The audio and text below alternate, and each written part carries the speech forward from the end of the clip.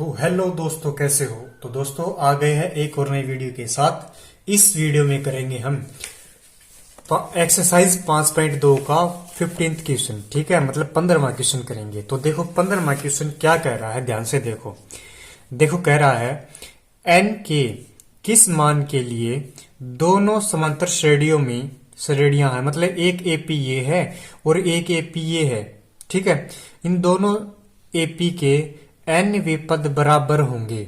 ठीक है, मतलब कौन सा पद है, हमारे पास दो एपी दी हुई है, इनमें से ऐसा कौन सा पद है, ऐसी कौन सी टर्म है जो इस एपी में बराबर है और इस एपी में भी बराबर है। ठीक है, तो देखो पहली बात ये देखो एपी कौन सी दी हुई है हमारे को। देखो एपी है हमारे पास, जो पहली एपी है वो है 63, 65 और 66। ठीक है, ये है। और जो दूसरी एपी है वो है 3, 10 और 17। तो ये दो एपी दी हुई हमारे पास। कौन सा पूछा, एन व पद बराबर बताना में, मतलब कौन सा पद है जो बराबर होगा। ठीक है, तो एन की वैल्यू बतानी है हमें। तो एन की वैल्यू के लिए यहाँ पे ए की वैल्यू क्या होगी, यहाँ पे जो ए की वैल्यू होगी 63 होगी। ठीक है, और यहाँ पे जो डी होगा वो कितना होगा, 65 माइनस 63 यानी 2। यहाँ पे देखो ए की वैल्यू कितनी है 3 और डी कितना है यहाँ पे 7। ठीक है, अब देखो एन की वैल्यू निकालनी है हमें, यानी एन की वैल्यू बराबर बतानी है। ठीक है, तो एन की वैल्यू बराबर लेके चलेंगे हम, यानी दोनों जो ए पे है उनको बराबर लेके चलेंगे हम। देखो क्या होता है, ए प्लस का n-1 इंटू डी बराबर रखेंगे ए प्लस का n-1 इंटू डी।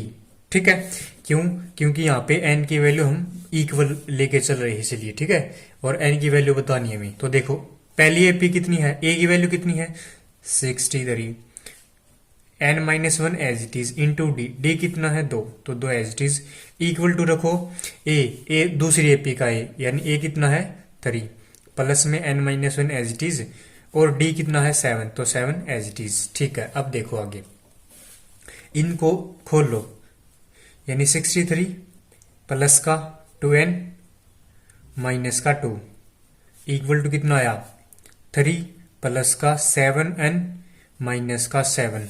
अब इसको सोल्व करो। देखो 63 माइनस 2 कितना बचा 61 प्लस का 2n as it is equal to कितना है, देखो प्लस 3 माइनस 7 यानी -4 बचेगा। ठीक है, यानी प्लस 7 एज इट इज और माइनस का 4।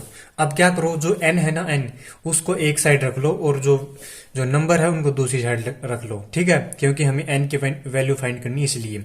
तो क्या करेंगे, जो ये 2n है ना इसको दूसरी साइड ले जाएंगे और जो माइनस का 4n है इसको इस साइड ले आएंगे। ठीक है, यानी 61 तो एज इट इज और ये -4 है इस साइड आगे प्लस हो जाएगा। ठीक है, इक्वल टू कितना है +7 और ये जो 2n है प्लस का दूसरी साइड जाके माइनस हो जाएगा, यानी माइनस का 2n।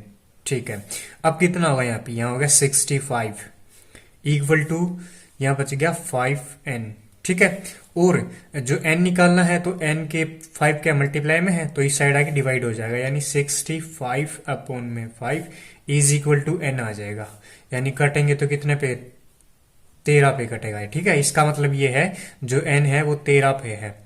तो इसका मतलब ये है जो 13वीं जो टर्म होगी ना, 13वीं टर्म वो इस एपी में भी बराबर होगी और इस एपी में बराबर होगी। ठीक है, जो मतलब जो 13वीं टर्म आएगी वो दोनों बराबर मिलेंगी हमें। तो यही था क्वेश्चन में। ठीक है, आई होप आपको वीडियो समझ आ गई होगी। तो मिलते हैं नेक्स्ट वीडियो में, तब तक के लिए टेक केयर।